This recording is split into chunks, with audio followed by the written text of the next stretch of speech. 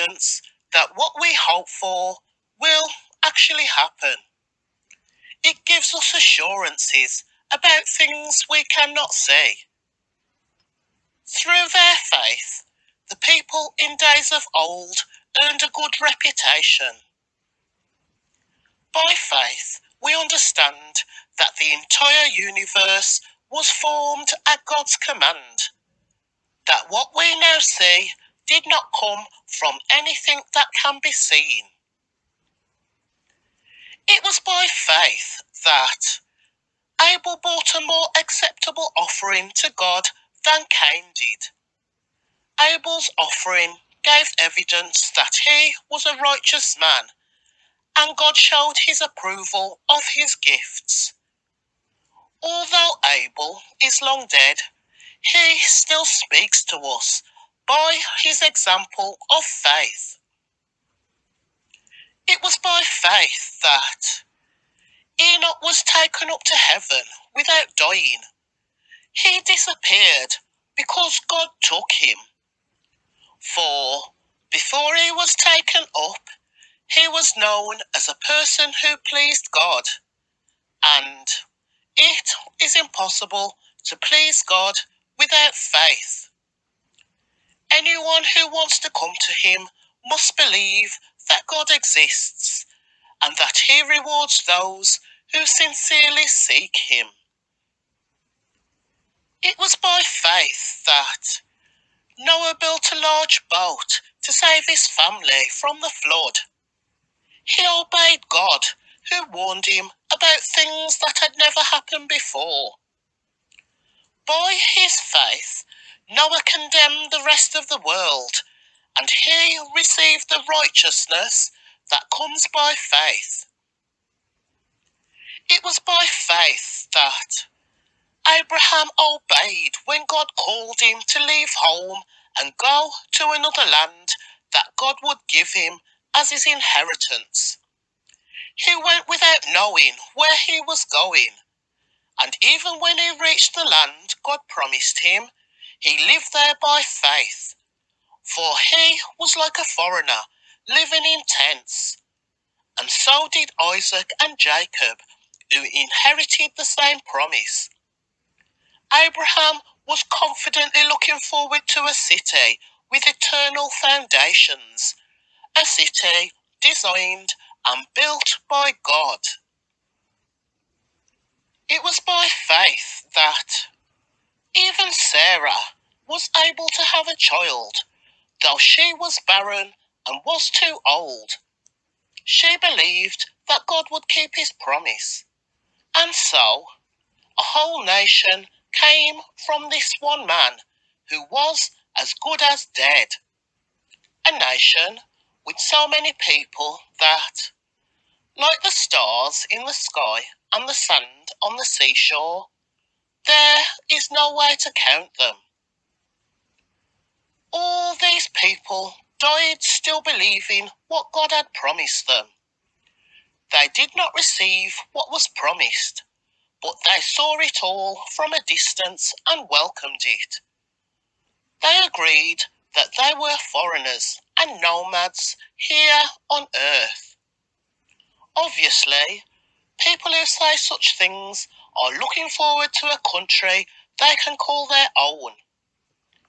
If they had longed for the country they came from, they could have gone back. But they were looking for a better place, a heavenly homeland.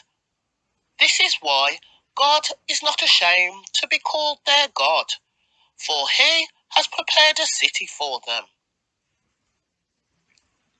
It was by faith that Abraham offered Isaac as a sacrifice when God was testing him. Abraham, who had received God's promise, was ready to sacrifice his only son Isaac, even though God had told him, "Isaac is the son through whom your descendants will be counted." Abraham reasoned that if Isaac died, God was able to bring him back to life again, and, in a sense, Abraham did receive his son back from the dead. It was by faith that Isaac promised blessings for the future to his sons Jacob and Esau. It was by faith that Jacob, when he was old and dying, blessed each of Joseph's sons and bowed in worship as he leaned on his staff. It was by faith that Joseph, when he was about to die, said confidently that the people of Israel would leave Egypt. He even commanded them to take his bones with them when they left. It was by faith that Moses' parents hid him for 3 months when he was born. They saw that God had given them an unusual child, and they were not afraid to disobey the king's command. It was by faith that Moses, when he grew up, refused to be called the son of Pharaoh's daughter. He chose to share the oppression of God's people instead of enjoying the fleeting pleasures of sin. He thought it was better to suffer for the sake of Yeshua than to own the treasures of Egypt, for he was looking ahead to his great reward. It was by faith that Moses left the land of Egypt, not fearing the king's anger. He kept right on going because he kept his eyes on the one who is invisible. It was by faith that Moses commanded the people of Israel to keep the Passover and to sprinkle blood on their doorposts, so that the angel of death would not kill their firstborn sons. It was by faith that the people of Israel went right through the Red Sea as though they were on dry ground. But when the Egyptians tried to follow them, they were all drowned. It was by faith that the people of Israel marched around Jericho for 7 days, and the walls came crashing down.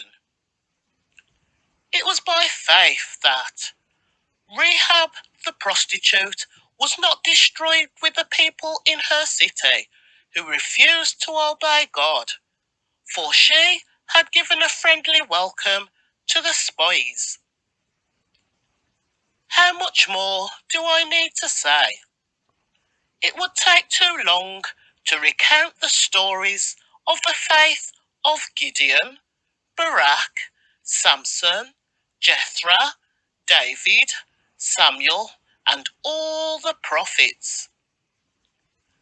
By faith, these people overthrew kingdoms, ruled with justice, and received what God had promised them. They shut the mouths of lions, quenched the flames of fire, and escaped death by the edge of the sword. Their weakness was turned to strength. They became strong in battle and put whole armies to fight. Women received their loved ones back again from death. But others were tortured, refusing to turn from God in order to be set free. They placed their hope in a better life after the resurrection. Some were jeered at, and their backs were cut open with whips.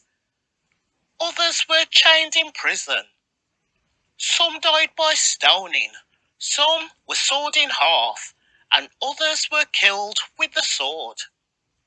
Some went about wearing skins of sheep and goats, destitute, oppressed, and mistreated.